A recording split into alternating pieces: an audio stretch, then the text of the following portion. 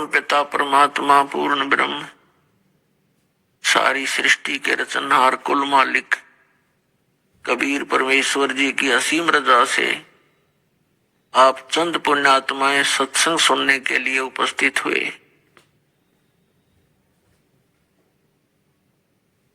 जिस आत्मा के बहुत ही अच्छे पुण्य कर्म होते हैं उसको मानव शरीर प्राप्त होता है। मानव शरीर प्राप्त करके जो प्राणी परमात्मा की तरफ में भटक रहे हैं, परमात्मा के लिए कोई साधना कर रहे हैं, वो बहुत अच्छी आत्माएं होती हैं। लेकिन उनसे भी अच्छी आत्माएं वो हैं जिनको मनुष्य जीवन के अंदर सतगुरु प्राप्त हो जाते हैं। परमात्मा कहते हैं झूठे गुरु के आश्रय और कदे न उधरे जीव, आदि पुरुष कबीर है परम गुरु पीव। यानी झूठे गुरु के साथ लग के इस जीव का उद्धार नहीं हो सकता, और सच्चे गुरु केवल एक ही हैं, कबीर परमात्मा। सच्चे सतगुरु एक ही हैं, कबीर परमात्मा। परमपिता परमात्मा कबीर जी की असीम रजा से आप उन सर्वश्रेष्ठ पुण्यात्माओं में से हैं जिनको सतगुरु भी मिल गए और मानव शरीर भी आपको प्राप्त है। आपके अंदर भक्ति की तरफ भी है। कहते हैं माता पिता मिल जाएंगे लख 84 माँ, और सतगुरु सेवा और बंदगी भाई फिर मिलन की ना। जहां भी आपका जन्म होगा, जैसे पशु योनि में गए तो पशु के शरीर को प्राप्त किया, वहां भी माता पिता। पक्षी बने वहां माता पिता, जलचर बने वहां माता पिता। मानव शरीर प्राप्त किया फिर भी माता पिता मिल जाएंगे। लेकिन सतगुरु सेवा और ये भक्ति भाई फिर मिलन की ना। तो पुण्यात्माओं, इस सतलोक आश्रम के अंदर जो भी पुण्यात्मा पहुंच जाती हैं, वो किसी भी उद्देश्य से आते हैं, चाहे कोई दुख में आता है, चाहे कोई वैसे सुख के अंदर भक्ति की तरफ में आता है, कोई भी कारण बना है, तो वो एक विशेष आत्मा है उस परम पिता की। आपके लिए ही सारा कुछ हो रहा है। कोई पुस्तकों के माध्यम से आ रहे हैं, कोई टीवी चैनल सुनकर आ रहे हैं, या किसी भाई बहन से विचार सुनकर भी पुण्यात्मा सत्संग सुनने आ जाते हैं। तो ये जो भी कारण बनाया है परमात्मा ने आपके लिए बनाया है। वो कहते हैं गोता मारो स्वर्ग में जा बैठूं पाताल, और कहे कबीर ढूंढता फिरूं अपने हीरे मोती लाल। तो पुण्यात्माओं, आप उन परमात्मा की विशेष आत्माएं में से हैं, हीरे और मोती लालों में से हैं, और आपके लिए परमात्मा बहुत युगों से भटक रहे हैं, और आप इतने बालक हो काल के इस भूल भुलैया में जल्दी ही विचलित हो जाते हो। इस झूठे सुख को पाकर आप भगवान भूल जाते हो। परमात्मा कहते हैं झूठे सुख को सुख है ये मान रहा मनमोद, ये सकल चबीना काल का, और कुछ मुख में कुछ गोद। तो सत्संग में आने से प्राणी को पता चलता है कि मनुष्य जीवन का वास्तविक कर्तव्य क्या था। और दूसरा ये ज्ञान होता है कि जो साधना हम कर रहे थे वो साधना वास्तव में सही भी है कि नहीं। तो परमात्मा हमें याद दिलाते हैं कि नहीं भरोसा देह का, ये विनस जावे छन माही, और श्वास उश्वास में नाम जपो और यतन कछु नाही। श्वास श्वास में नाम जपो, व्यर्थ श्वास मत खो, ना जाने इसे श्वास को आमण हो कि न हो। पृथ्वी पति चकवे गए जिनके चक्कर चलंत, रावण सरीखे कौन गिने ऐसे गए अनंत। बिन उपदेश अचंभ है, ये क्यों जीवत है प्राण। भक्ति बिना कहाँ ठोर है, वो नर नाही पाषाण। लूट सको तो लूटियो, राम नाम की लूट। पीछे फिर पछताओगे, प्राण जाएंगे छूट। मानुष जन्म दुर्लभ है, ये मिले न बारंबार। तरवर से पत्ता टूट जाओ, बोर न लगता डर। साथी हमारे चले गए, हम भी चालन हार। कोई कागज में बाकी रह रही, ताते लगी है वार। आए हैं सो जाएंगे, राजा रंक फकीर। एक सिंहासन चढ़ चले, एक बंदे जात जंजीर। कबीर वो दिन याद करो, पग ऊपर तलसीस। मृत मंडल में आके तुम भूल गए जगदीश।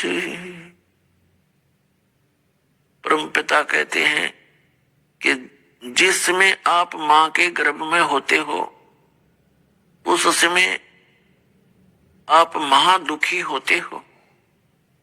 ऊपर को आपके पैर होते हैं, नीचे को सिर होता है, और वहां 100 बार प्रार्थना करते हो मालिक से दिन में कि हे परमात्मा, एक बार इस नरक से निकाल दे मुझको, और फिर आपकी भक्ति करूंगा, संतों की खोज करूंगा,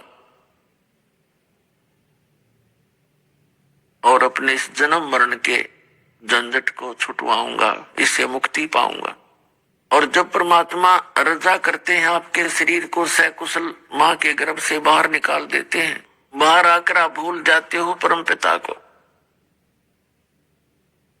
उसकी याद दिलाते हैं कि कबीर वो दिन याद करो, पग ऊपर तलसीस, और मृत मंडल में आके तुम भूल गए जगदीश। कहते हैं उस परमात्मा से, कहते वचन किए थे तूने मां के गर्भ में, उस समर्थ की रीझ छुपाई जिस परमात्मा ने आपको मां के गर्भ से और सकुशल बाहर कर दिया। अब उसको तो भूल गया। अब यहां कहते हैं उस समर्थ की रीझ छुपाई, उस परमात्मा ने जो आप पर रहम किया था उसको भूल गया। तो अब कुल कुटुंब से राता, यानी अपने कुल और कुटुंब में लीन हो गया, इसमें भूल गया भगवान को। उस समर्थ की रीझ छुपाई, कुल कुटुंब से राता, और गर्भ के अंदर वचन भरे थे, कहां गई वो बाता। पुण्यात्माओं, आप बालक हैं और काल ने आपको बहुत बुरी तरह फंसा रखा है। जीव के बस का नहीं कि यहां से निकल सके या इसके जाल को समझ सके। समर्थ स्वयं आते हैं, उस समर्थ के सामने इस काल की पार नहीं बसाती, उसका जोर नहीं चलता, जिस कारण से ये भक्ति कर सकता है प्राणी। नहीं तो ये ऐसी चाल चलता है जैसे जिस आत्मा में तड़प होती है भक्ति की। उन्होंने घर भी त्याग दिए, जंगल में चले गए और वहां दिन रात साधनाएं की। साधनाएं कौन सी करते हैं उनको पता नहीं, वो साधना गलत करते रहे, उनमें सिद्धियां आ गई। उनको परमात्मा तो मिल ही नहीं सकता, क्योंकि वो भक्ति परमात्मा पाने की ही नहीं कर रहे थे। और वो कर रहे थे ये सोच करके हम सत साधना कर रहे हैं। जो भी भक्ति करता है प्राणी, वो यही सोच कर रहा है मैं जो साधना कर रहा हूं ये श्रेष्ठ है। और जिस दिन उसको ये पता चलेगा कि साधना शास्त्र अनुकूल नहीं है, उस दिन उसको छोड़ ही देगा, उसको त्याग देगा। श्रीमद् भगवत गीता अध्याय नंबर 4 के श्लोक नंबर 25 से लेकर 30 तक निर्णय दिया है कि अर्जुन, कोई तो देवताओं की पूजा करता है, कोई योग अभ्यास करता है, कोई तीक्ष्ण व्रत करता है, कोई तपस्या करता है, कोई योग साधना यानी योग करता है, और कोई स्वाध्याय करता है, और सभी अपनी अपनी साधनाओं को पापनाशक मानते हैं। फिर चौथे अध्याय के 32वें श्लोक में कहा कि जो वास्तविक साधना है, यज्ञ है, यज्ञों की जानकारी, यज्ञ माने धार्मिक अनुष्ठानों की जानकारी, वो परमात्मा अपने मुख से आकर स्वयं ही बताता है। तो वो सच्चिदानंद घन ब्रह्म के मुख से उच्चारित वाणी में विद्यमान होती है, वो तत्व ज्ञान है। चौथे अध्याय के 34वें श्लोक में श्रीमद् भगवद गीता में कहा है कि उस तत्व ज्ञान को तू तत्वदर्शी संतों के पास जाकर समझ, उनको दंडवत प्रणाम करने से, कपट छोड़कर उनसे प्रसन्न करने से वो तत्वदर्शी संत तुझे तत्व ज्ञान का उपदेश करेंगे।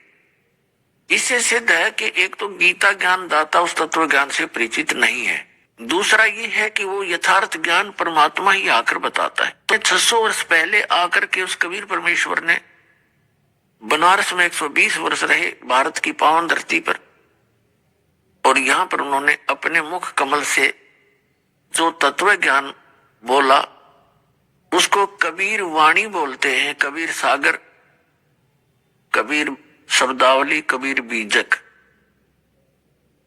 ये वो तत्व ज्ञान है, लेकिन इस तत्व ज्ञान के अंदर भी बहुत गूढ़ रहस्य हैं जिनको आज तक ये कबीर पंथी समझ नहीं सके और वो वास्तविकता से दूर रहे। तो उसके लिए परमात्मा स्वयं आते हैं या अपना कोई निजी प्रतिनिधि भेजते हैं। जब 600 वर्ष पहले परमात्मा स्वयं आए थे, उस समय अपने मुख कमल से ये तत्व ज्ञान उच्चारण करके वो चले गए थे। सहशरीर आए थे और सहशरीर चले गए थे। अब पुण्यात्माओं, उस परमेश्वर ने इस दास को भेजा है आप जी को ये तत्व ज्ञान समझाने के लिए। तत्व ज्ञान तो वो बता ही गए थे, वो तो एक सिलेबस है भगवान के पाने का, फिर उसके लिए टीचर की आवश्यकता पड़ती है स्टूडेंट्स को समझाने के लिए। ये दास वो स्पिरिचुअल टीचर बना दिया परमात्मा ने, सद्बुद्धि देकर कबीर भगवान ने। और टीचर का काम होता है अपने सिलेबस को पढ़े और उसके अनुसार फिर विद्यार्थियों को ज्ञान करावे। आज तक दास ने देखा जितने भी धर्म ग्रंथ हैं, जिस भी धर्म के, वर्तमान के धर्म गुरु उन सदग्रंथों से परिचित नहीं। तो इससे सिद्ध है कि वो टीचर भी नहीं है। जो टीचर अपने सिलेबस से परिचित नहीं है तो टीचर नहीं है, वो तो बकवादी आदमी है, अपना उल्लू सीधा करने के लिए विद्यार्थियों का जीवन नाश कर रहा है। वो लोक वेद और दंत कथा सुना रहा है। तो पुण्यात्माओं, आपके ऊपर मेहर हुई है परमात्मा की, उस कबीर भगवान की, कि आप जी को वो परमात्मा के जो ग्रंथ हैं उन सदग्रंथों का गूढ़ ज्ञान आप तक पहुंच रहा है। इसके लिए सहयोगी सिद्ध हुआ है ये वर्तमान के भौतिक उपकरण, जैसे टीवी चैनल हैं, प्रोजेक्टर है, मोबाइल बना दिए। मोबाइल की जो खोज है ये परमात्मा की दी हुई है आपके लिए। ऐसी सुविधा आपको दे दी पुण्यात्माओं, जेब में डाल के मोबाइल और लगा के मंत्र और कान में लगा दे लीड, ना तो साथ वाले ने पता यू करके रहा है, ना कोई डिस्टरबेंस हो। अभी आपने सुने संत रामपाल जी महाराज के मंगल प्रवचन।